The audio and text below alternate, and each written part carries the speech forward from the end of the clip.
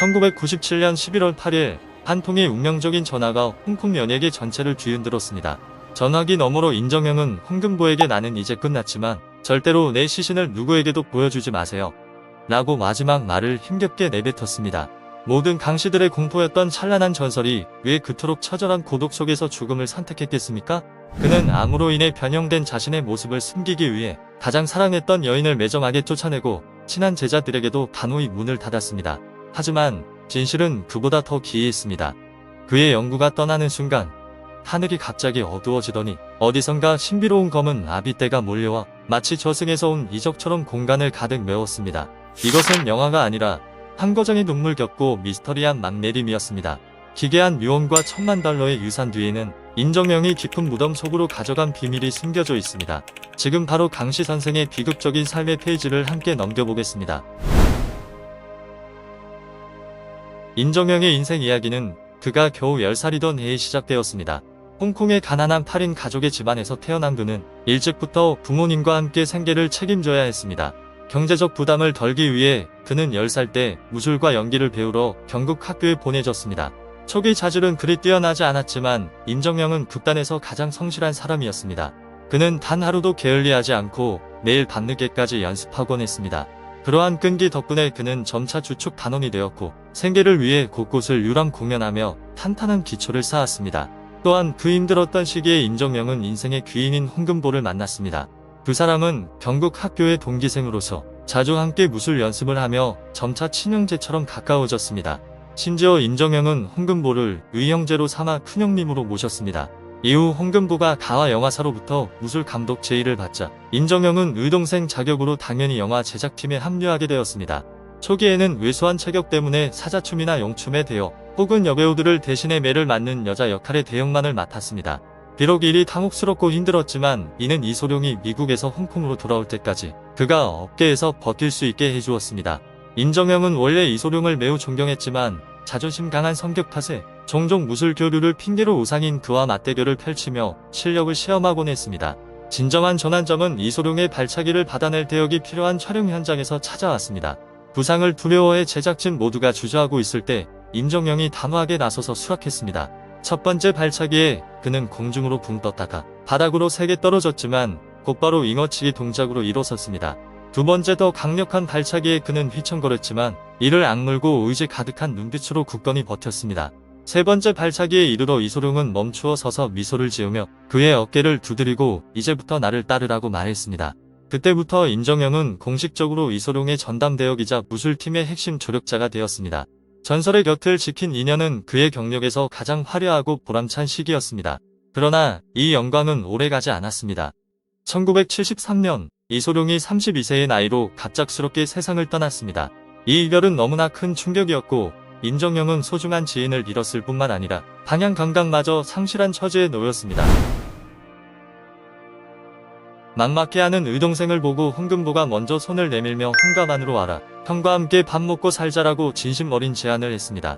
조금의 망설임도 없이 인정형은 큰형님 곁으로 돌아와 대역 업무를 계속했습니다. 하지만 동생의 재능을 아꼈던 홍금보는 그를 계속 뒷무대에만 두는 대신 작은 조연 역할부터 시도해 볼 수 있도록 배려하기 시작했습니다.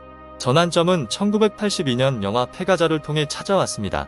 인정형은 처음으로 도사 역할을 맡게 되었습니다. 누구도 예상치 못했던 것은 그의 엄격하면서도 약간 기괴한 표정이 매우 강력한 유머 효과를 만들어냈다는 점입니다. 그가 대사를 뱉을 때마다 관객들은 폭소를 터뜨렸습니다. 이때 홍금보는 평소 차가운 인상의 동생이 테마 공포 영화 장르에 특별한 천부적 재능을 가지고 있음을 깨달았습니다. 바로 그 인식이 전설의 탄생을 위한 첫 번째 벽돌을 놓은 셈이었습니다. 그의 노란 도사복을 입고 냉정한 신색을 띤 인정형을 본 홍금보는 문득 대담한 아이디어를 떠올렸습니다. 당시 홍콩 영화계는 가장 찬란한 시기였습니다. 무협, 느와르, 멜로, 판타지 영화들이 차례로 시장을 점유하고 있었습니다. 하지만 공포와 유머라는 상반된 두 장르를 결합할 생각은 그 누구도 하지 못했습니다. 의심 섞인 시선에도 아랑곳하지 않고 홍금보는 큰 도박을 하기로 결심했습니다. 그는 $850만 투자하여 전례 없는 프로젝트인 강씨 선생의 감독직을 직접 맡았습니다. 이 영화는 즉시 $2,000만 이상의 수익을 올리며 큰 파장을 일으켰고 당대 가장 찬란한 영화적 현상이 되었습니다. 절도 있는 연기 스타일과 독보적인 카리스마로 인정형은 강씨 영화의 황제로 추앙받았습니다. 부적과 증법을 사용하는 도사의 형상은 단순한 배역을 넘어 대체 불가능한 대중문화의 상징이 되었습니다. 전성기에 접어들었을 때 인정령은 자신의 그림자에서 벗어나 새로운 돌파구를 찾기 위해 고민하기 시작했습니다. 그는 독립적으로 활동하고 싶다는 뜻을 전하기 위해 홍금보를 찾아갔습니다. 여론이 추측하던 형제간의 불화와는 달리 홍금보는 그저 부드럽게 미소 지으며 가서 안심하고 해보게. 홍가와는 영원히 자네를 지지하겠네라고 말했습니다.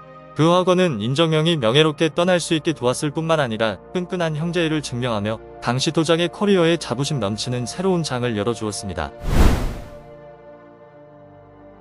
홍가관을 떠난 인정령은 수많은 흥행작을 내놓으며 홀로 강시 영화 장르를 지배하는 황금기에 접어들었습니다. 하지만 시장의 포화와 질 낮은 아류작들로 인해 이 장르의 매력은 점차 사라져갔습니다. 일미도 인해서 서양의 흡혈귀 요소를 결합하며 쇄신을 꾀했음에도 불구하고 그 영광의 빛은 오래 지속되지 못했습니다.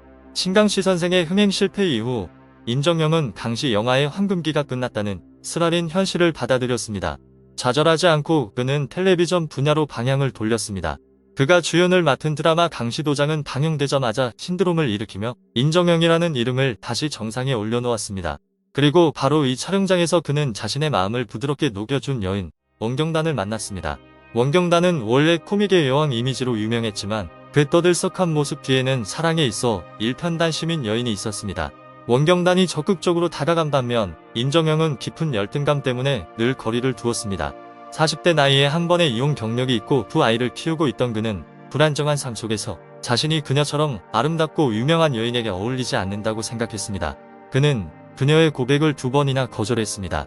세 번째 시도에서 그녀가 나는 친구 하러 온 게 아니에요 라고 단호하게 선언했을 때 비로소 인정령은 고개를 끄덕였고 늦었지만 따뜻한 사랑을 마음으로 받아들였습니다. 그들의 사랑은 평온하고 진실하게 흘러갔습니다. 인정령은 드라마 촬영이 끝난 후 먼 미래를 함께할 계획까지 세우기 시작했습니다. 하지만 행복이 싹트기 시작한 순간 운명은 치명적인 일격을 가했습니다.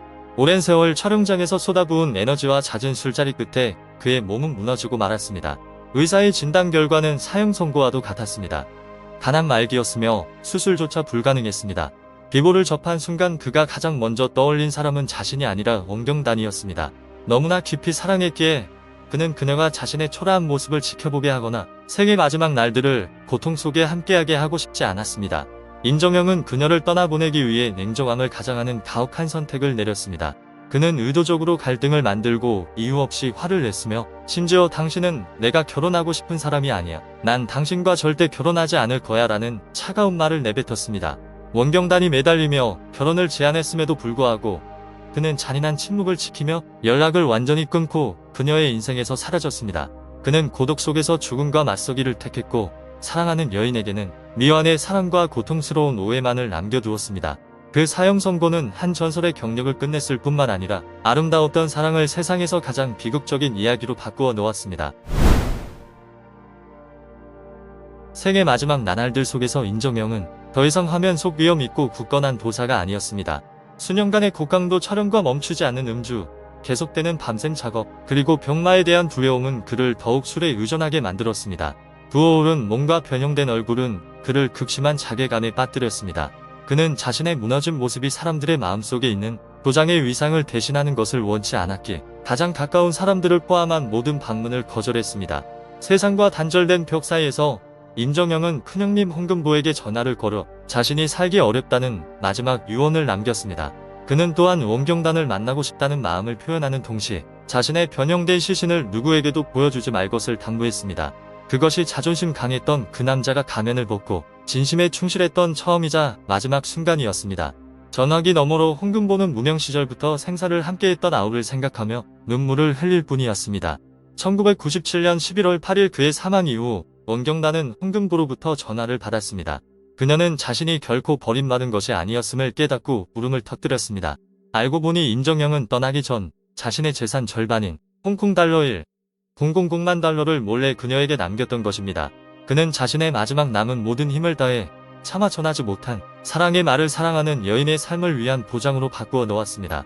병상으로 달려가 사랑했던 남자가 변형된 얼굴로 고요히 누워있는 것을 본 그녀는 고통스러운 약속을 나직이 속삭였습니다. 이제 아무에게도 시집가지 않을게요. 인정령의 장례식은 홍금보의 삼엄한 보호 아래 침통한 분위기 속에서 치러졌습니다. 약속을 지키기 위해 홍금보는 분노하며 모든 언론의 카메라를 차단했고 아우를 위한 마지막 존엄을 지켜주었습니다. 영구가 움직이기 시작했을 때 하늘에는 갑자기 기이한 징조가 나타났고 이는 마치 당시 도전 본인이 자신의 삶을 위해 직접 집필한 운명적인 결말을 연상시켰습니다. 그의 유해는 가족들이 돌보기 편하도록 미국으로 옮겨져 안치되었습니다. 원경단은 훗날 어머니의 소망을 위해 결혼했지만 평생 아이를 갖지 않았고 그 $10,000,000에도 손을 대지 않았습니다. 그녀에게 그 돈은 가슴 한구석에 간직한 마지막 온기이자 성스러운 유품이었습니다. 임정영은 떠났지만 업계에는 임정영 이후의 강씨 선생은 없다라는 유명한 말을 남기며 메울 수 없는 빈자리를 남겼습니다. 그는 영화 속의 정의로운 기운을 불어넣었으나 정작 본인은 운명의 장난을 묵묵히 견뎌냈습니다. 비록 수년이 흘렀지만 노란 도사복을 입고 일자눈썹을 한 도사의 모습은 여전히 많은 세대의 어린 시절 기억 속에 살아있습니다. 그들은 그에게 겁을 먹어 혼자 화장실도 못 가던 사람들이었으며 또한 이제는 그에게 뒤늦은 감사의 인사를 빚지고 있는 사람들입니다. 만약 여러분도 도장님을 사랑하는 분이라면 홍콩 무술 영화에 걸출한 인재를 함께 추모하기 위해 이 영상의 좋아요를 누르고 공유해 주십시오.